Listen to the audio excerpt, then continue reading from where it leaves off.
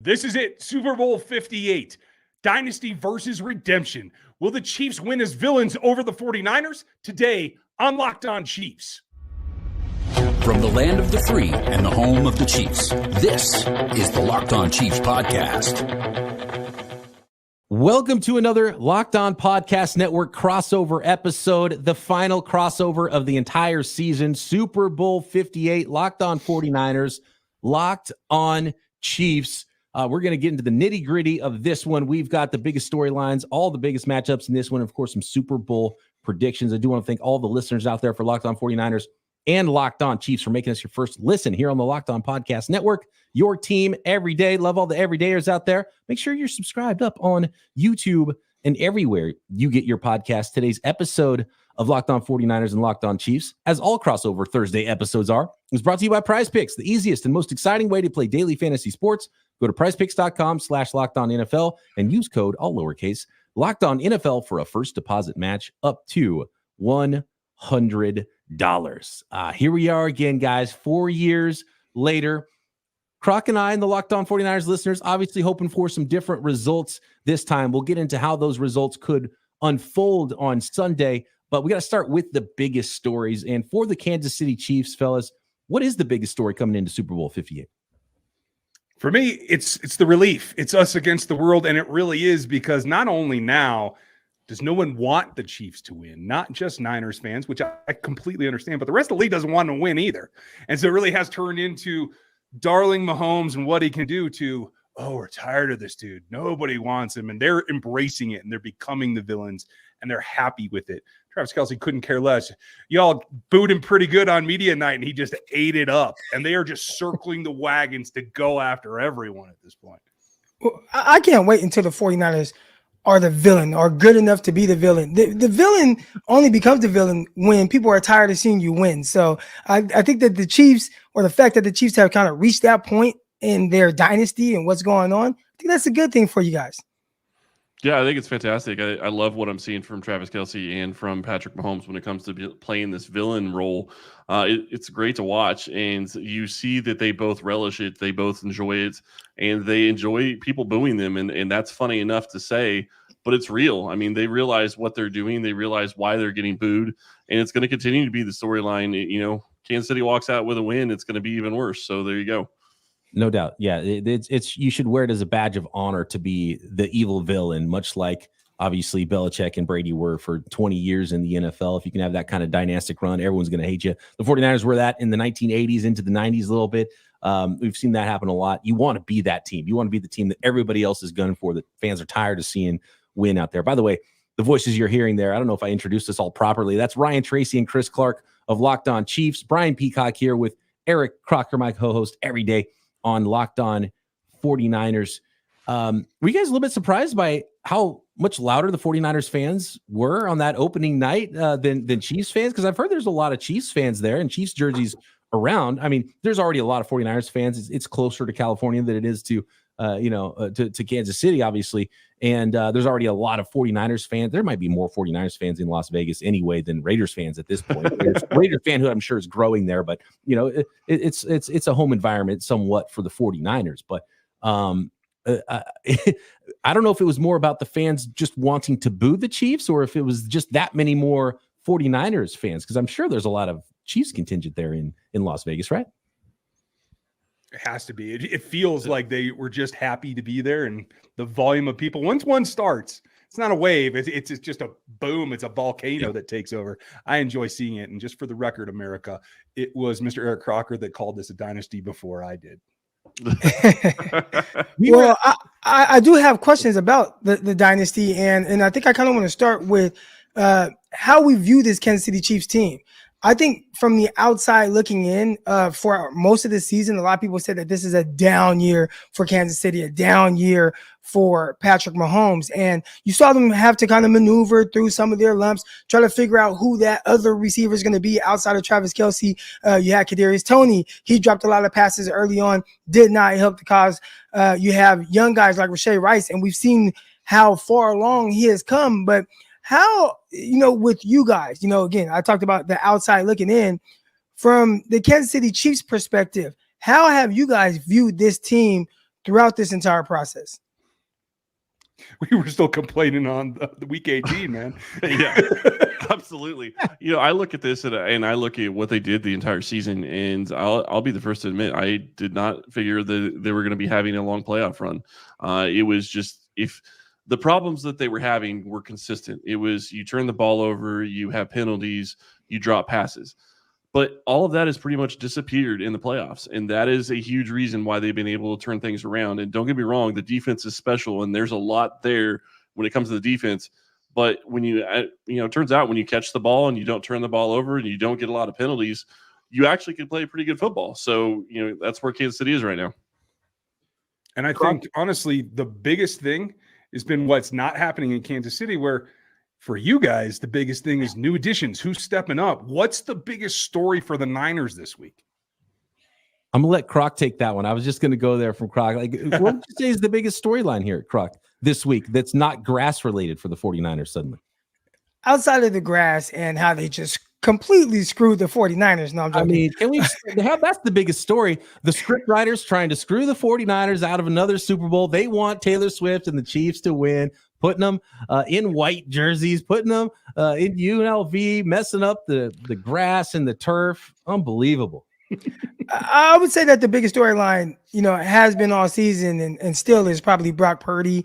And now it's a lot of 49er fans. They kind of feel like he's been slighted or he's been disrespected, whether it's opposing fans or the media, certain labels that they put on him, being a game manager as opposed to a game changer and somebody who definitely has changed some of these late outcomes for the San Francisco 49ers in the postseason. But now you get to see him on the same stage with Mahomes. I think we all realize how great Mahomes is. I went on record of saying this is the greatest quarterback. Okay. Well, the script writers here didn't want Croc to finish that sentence too much. Yeah, way too much heat for them. But I've been on record of saying like Patrick Mahomes is the greatest quarterback I've ever seen, and you guys are just a little older than me, so I didn't get to see guys like Dan Marino in his prime, Joe Montana, much at all. But with all the quarterbacks I have seen, including Peyton Manning, Tom Brady, those guys were amazing. This is like one of the scariest guys that I've seen for various reasons. And I watched him on one leg win the Super Bowl last year, and this year I get to see him on two legs, and hopefully with a lesser receiving core, but it looks like it's coming on strong now. You get to see him and Brock Purdy on the same stage. And I think a lot of 49er fans are really kind of salivating for the opportunity to see Brock Purdy come out on top and people finally give him his credit. It's amazing what the 49ers fan base has gone through with the quarterback stuff the last few years since we talked before that last Super Bowl that the 49ers and Chiefs were playing in. The Niners decided to run it back with Jimmy G, and then they said no to Tom Brady at the time. Brady goes and wins the Super Bowl with Tampa. Then the 49ers say, man, maybe we messed that up. Let's go trade up to number 3 overall, get a quarterback. That quarterback hurts himself in his first chance to start, and the 7th round pick, the last guy in the draft, Brock Purdy, ends up being the quarterback. And there's so much infighting and arguing in Team Jimmy and Team Trey Lance. And then all of a sudden, Brock Purdy comes out of nowhere and kind of unified the fan base. There were still people that were like, no way that you're going to trade away Trey Lance and go with this young guy, right? Like that, you're not going to just bail on the 3rd pick like that. And Brock was too good, and everyone's bought in. So now that everyone's kind of unified amongst 49ers fans about their quarterback, they don't want to hear any slander because they've already gone through so much, and now they're battle tested in this, and they're like, okay, we've got our guy. It's Brock Purdy. Everyone believes in him. The organization, all the players, the locker room, and especially Kyle Shanahan. We're not going to hear that he's not good enough to go win games for the 49ers. So that's where we're at with Brock Purdy right now, and he's just gaining more and more fans, and it's phenomenal to watch him play. I want to talk a little bit more about the quarterbacks and Patrick Mahomes. Some people even calling Brock Purdy mini Mahomes, the way he can run around and move and create plays, not necessarily the laser show throws, but there was a play at Iowa State where he got horizontal throwing the ball. I don't know if he did it or Patrick Mahomes did it first, but there are some similarities to how they play, and we've seen that pop up in the playoffs. So guys, next, we've got to talk about some of these Super Bowl matchups, including playoff Pat next. Today's crossover episode of Locked On Chiefs and Locked On 49ers is brought to you by Nissan and the brand new Nissan Rogue. Gone are the days of connecting your phone. Google Assistant, Google Maps, Google Play Store are built right into the 12.3-inch HD touchscreen infotainment system on the 2024 Nissan Rogue. The 2024 Rogue is the perfect mid-size crossover for your next adventure. And how about the 2024 Nissan Armada? Will change what you expect from a full-size SUV. Picture a rugged 4x4 that can seat up to 8 in first-class luxury and style. Tow bigger and explore further in the 2024 Armada. So take the Nissan Rogue, Nissan Pathfinder, or Nissan Armada and go find your next big adventure at your nearest Nissan dealer. Shop nissanusa.com.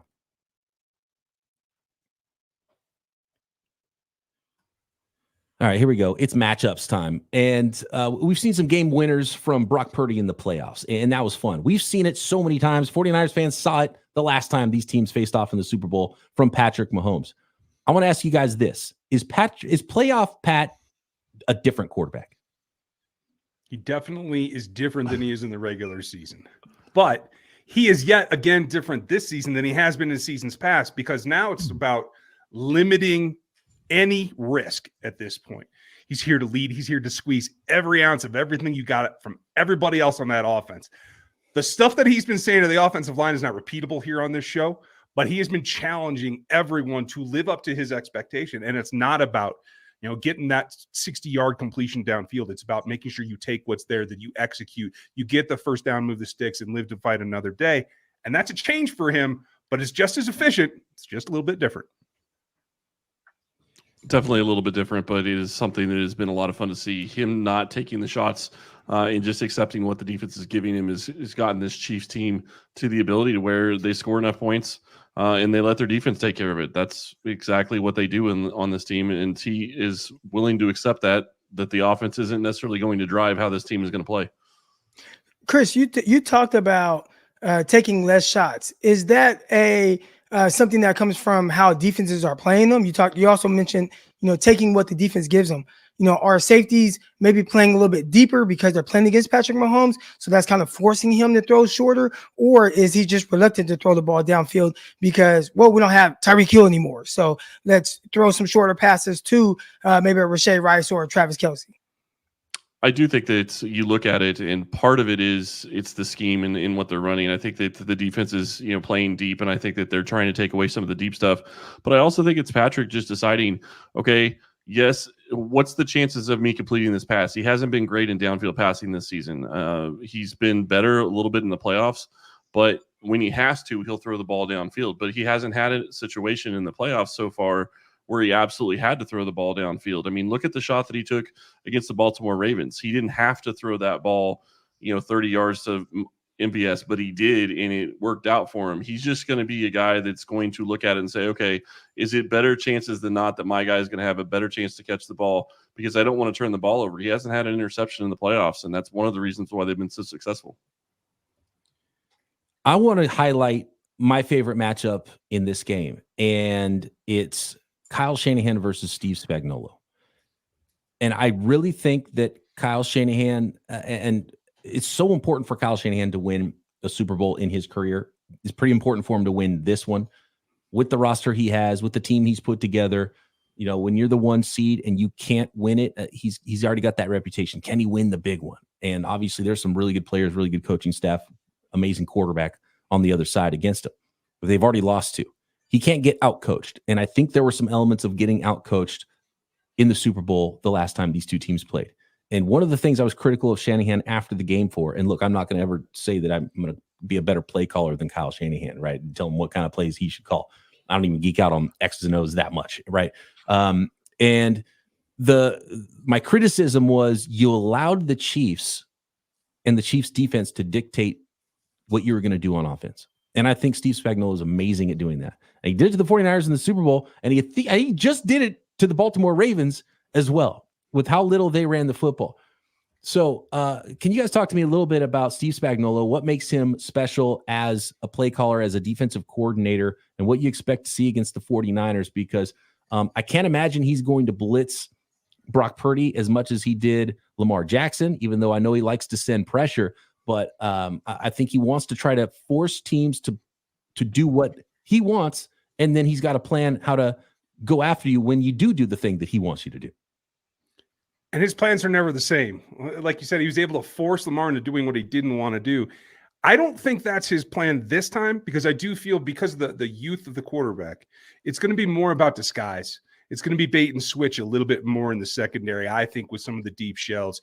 He's shown a little bit of rotation against the Dolphins, a little bit more against Buffalo, but there's still a lot of tricks in that bag. And I think probably the thing that sets this matchup apart the most is the faith. And you saw it after beating the Ravens, the way the entire defensive squad rallied, not around Chris Jones, not around L'Jarius Sneed or Trent McDuffie or Reed even. They all rallied around Steve and what he's going to let them do, because he's going to do something one time. He's going to show you that same look and do something completely different. I actually do think he will blitz a little bit, because he feels if he can get you off your spot, he's got the advantage. I just don't know if it's going to be right off the gate or maybe a little bit delayed, maybe into the second quarter. I think one of the bigger things and Ryan, you make some great points, but I think one of the bigger things for them is the Chiefs have gone consistently after guys that have had a very high football IQ, and it's scattered across the entire defense. The other thing that's going to play into how much they blitz is Kansas City likes to send its corners. How are the 49ers going to line up? I mean, that's one of the smaller things that isn't really being talked about. Are they going to be in condensed sets like they like a lot, or are they going to spread it out a little bit more? Because if you get in condensed sets, you're going to see Sneed and McDuffie probably blitz, and probably other DBs as well. So that plays into all of it in the same time. That's fascinating stuff. And it's funny because the way you talked about Patrick Mahomes, and if you're trying to put pressure on a young quarterback, is the game plan to, hey, let's let the young guy make the mistake first, and let's not make any mistakes on offense, and play it close to the vest, run the ball, take the short stuff. And that'll be fascinating if that's the way things go. And then you're going to be asking somebody in the fourth quarter to make plays, and we'll see if it's playoff Pat or the comeback kid and Brock Purdy that are trying to make those plays in the fourth quarter. Croc, do you have any big matchups that you're looking forward to in this game? I really think just how the 49ers are going to defend Travis Kelce. That's been the big matchup question for a lot of San Francisco 49er fans. We all saw what happened last week and how often Patrick Mahomes went to Travis Kelce. I believe he was 100% on the targets towards him, and the impact that he had in the game, whether it was the touchdown or just some of the big plays, and we've seen his run after catch ability. So how do the 49ers defend him? Do they say, all right, we're going to take our kind of biggest, best cover guy, which is Travis Ward, very familiar with the Kansas City Chiefs, right? That's who the 49ers kind of got him from. And you stick him on Travis Kelce, or do you say, you know what, this is what Eric Crocker would do, put him on the second best receiver, which right now it seems like Rashee Rice is really taking on as that role, and then saying, all right, we'll put Logan Ryan on Travis Kelce, but not by himself. We're going to bracket him. Hey, one of you guys play inside, one of you guys play outside. Hopefully the rest gets there, and you can end up kind of taking away a two-way goal on them. So it's going to be very interesting to see how everyone with the 49ers kind of works to defend Travis Kelce. But that's the biggest thing I'm looking to see. What do you think, guys? Ryan, Chris, key matchups here in Super Bowl 58. I love those. And Croc highlighted the big one there. I'm really interested to see what they do with Warner, if they try to get on Travis early and disrupt him a little bit. But on the opposite side, we saw Christian McCaffrey really early when he was a Niner. And I think that there's just too much there. The Chiefs have been susceptible up the middle. We know that outside zone is probably the Niners' favorite way to attack a defense. But the absence of Ameni, who just got hurt in the championship game, really changes the dynamic, because there's a number of guys that can rotate through there. But if you're looking to find a soft edge, I think that they're going to attack that direction, try to get Mike Dana out on a little bit too far out, cut back inside. They're also going to miss Derek Nottie, who's really the stalwart run defender right up the middle. So for me, it's can you get Mac going against this Chiefs defense? It's going to be Tranquil and Bolton all day. I think you're going to see him blitz as well to try to take that away. When I look at the matchups, I have to say it's Sneed, and it's whoever he goes with. Is he going to be going with Deebo Samuel? Is he going to go with Brandon Ayuk? I'm not sure which direction they're going. I think that you could argue that he could go with both guys. But what direction are they going to send him? Because Sneed has taken away so many of the good receivers in the NFL, some of the best wide receivers that this league has, and he's held them to under 50 yards, and he's only allowed one touchdown the entire season, and that came in a playoff game a couple of weeks ago on something where I think Josh Allen had like 6 seconds to throw the ball. So He has been playing fantastic. Where are they going to put him? Who are they going to line him up on? And he's going to travel with somebody. What does that take? How does that affect the 49ers offense? I love that one because I think it's the opposite of what Croc drew up earlier on how to defend Travis Kelce. I think you do take you take Snead and you put him on Brandon Ayuk, and you hope that you have him locked up and you allow 10 guys to rally to the football to tackle Christian McCaffrey and tackle Deebo Samuel and have everybody else with eyes on the football, right? And eyes on those guys. So that's what I would expect them to do. And we'll see if it works, if it does, in fact, go that way. Some more matchups here, and let's paint a picture, guys, what this would look like for a Chiefs victory, what it would look like for a 49ers victory, and Super Bowl 58 predictions next. Today's crossover episode of Locked On 49ers and Locked On Chiefs is brought to you by Robinhood. Did you know that even if you have a 401k for retirement, you can still have an IRA? Robinhood has the only IRA that gives you a 3% boost on every dollar you contribute when you subscribe to Robinhood Gold. But get this, now through April 30th, Robinhood is even boosting every single dollar you transfer in from another retirement account with a $3 or 3% match. That's right, no cap on the 3% match. Robinhood Gold gets you the most for your retirement thanks to their IRA with a 3% match. This offer is good through April 30. So get started right now at Robinhood.com/boost. Subscription fees apply. And now for some legal info. Claim as of Q1 2024, validated by Radius Global Market Research. Investing involves risk, including loss. Limitations apply to IRAs and 401ks. 3% match requires Robinhood Gold for 1 year from the date of first 3% match. Must keep Robinhood IRA for 5 years. The 3% matching on transfers is subject to specific terms and conditions. Robinhood IRA available to U.S. customers in good standing. Robinhood Financial, LLC, member SIPC, is a registered broker-dealer.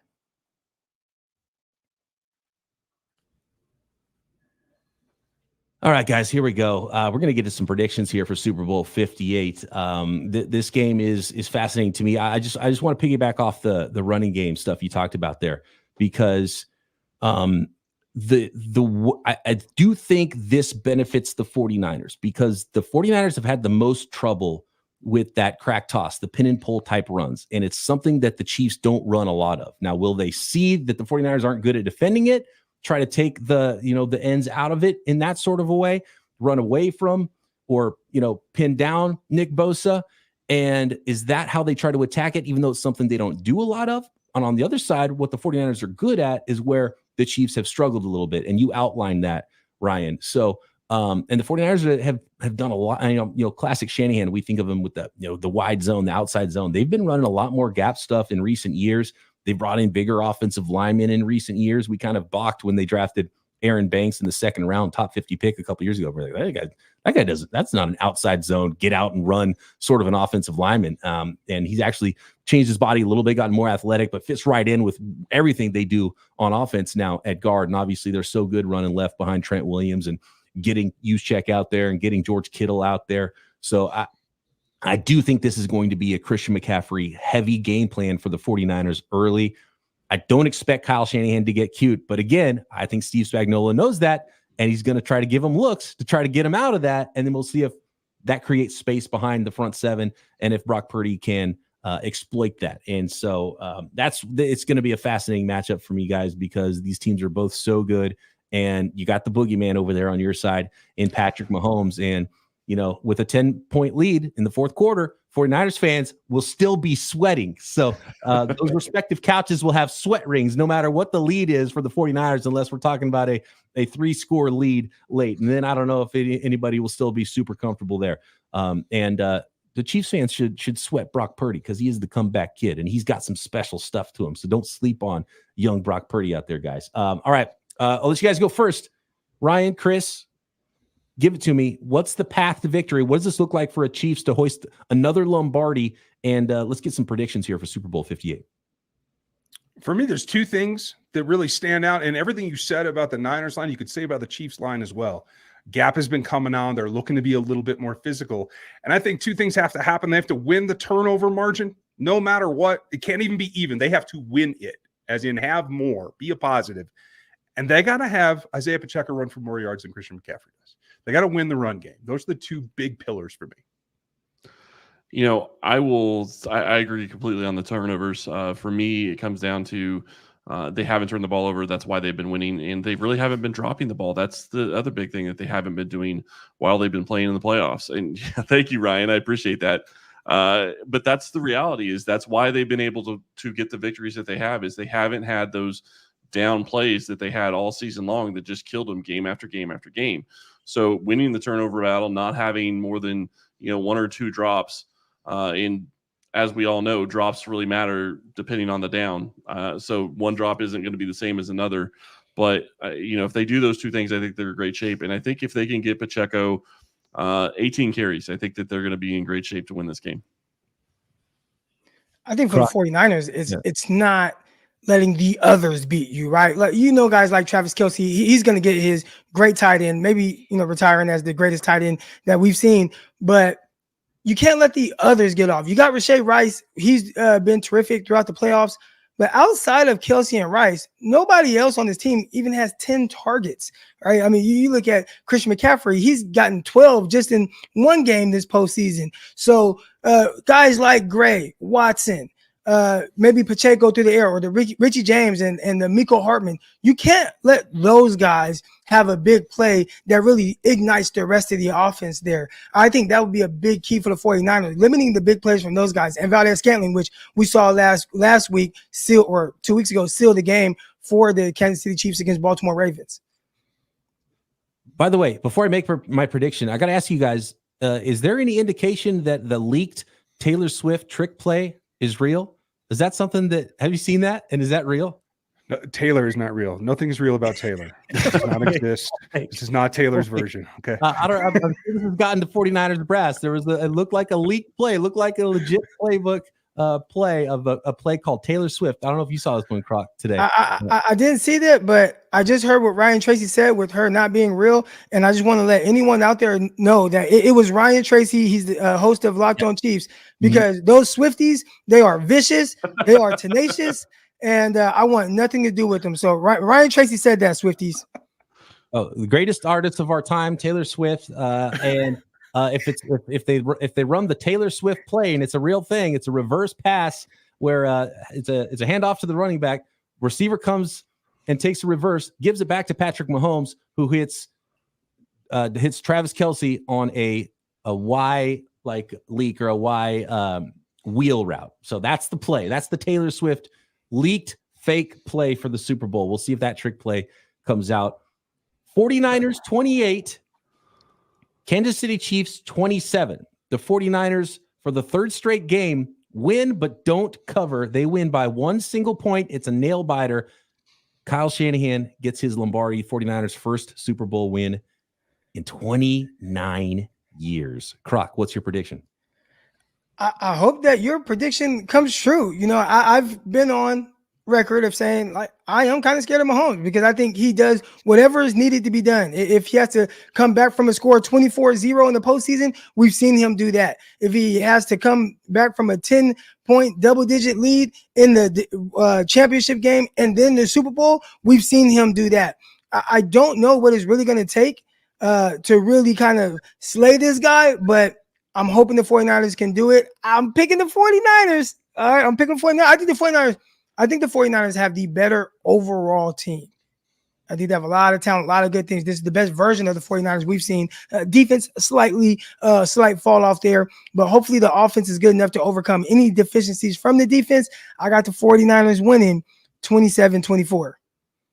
And really, I got to say, my prediction includes the 49ers not dropping a ball if Patrick Mahomes does throw it to him. You got to take advantage of it if that kind of thing does happen. Also includes a Jake Moody missed field goal. That's why I got 28 points. 4 touchdowns, no field goals for the 49ers in this one. Does it include the refs not missing a blatant holding call on Nick Bosa? Because that might have been able to win the game the last time they played in the championship. And they will not throw a blatant missed offensive PI call on George Kittle that shouldn't have been called either. So the refs are going to be on the up and up, because there is no script, guys, and it'll be proven on Sunday. Chris, what you got? I'm going to pick the Chiefs. I can't bet against Patrick Mahomes. And I have to say, Croc, I know you're scared of Mahomes. The thing that is, I think, one of the scariest things, and we haven't even said this and talked about it at all, Mahomes is actually going into his first Super Bowl, I think, healthy. Like, he has been, hurt just about every other time they played in the Super Bowl, and now he's going into it healthy. So it's going to be a lot of fun to watch. I think Kansas City is going to score probably around 24. I think they're going to hold San Francisco to 17. A defensive battle. Ryan, what you got? Last prediction. That's actually lower than me, but I see this as a blow for blow. This is Rocky 2. I mean, Rip Carl Weathers. Like, this is going to go back and forth all day long. I don't see the craziness that we've seen in some Super Bowls. I think it's going to be tactical. Spags, you mentioned off the top, Mr. Peacock. Spags versus Shanahan, in the evolution through adjustment after adjustment after adjustment. I know it's a little weird, and I don't usually do this, but I think the hero of this game is going to be Butker. I think the Chiefs win it 23-20 at the end off the foot of Harrison Butker. Well, if the Chiefs win, I hope it's Richie James that's the hero, former 49er and a friend of the podcast. The 49er fan base, they can be very vicious, so I'm going to let them know that Ryan Tracy does not, and Chris as well, they don't believe in Glock 30, all right? That's what they're calling Brock Purdy. All right, so 49er fans, you guys make sure you find them on Twitter. You guys go get them. Brock Purdy haters, Swift haters, Ryan Tracy, Chris Clark, and for Brian Peacock and Chris and Eric Crocker, thanks everybody for making us your first listen here on the Locked On Podcast Network. We appreciate all the everydayers out there. We love you. Make sure you're subscribed up on YouTube and everywhere you get your podcast. And of course, all of us will be back post Super Bowl to break it all down right here. Locked On 49ers and Locked On Chiefs.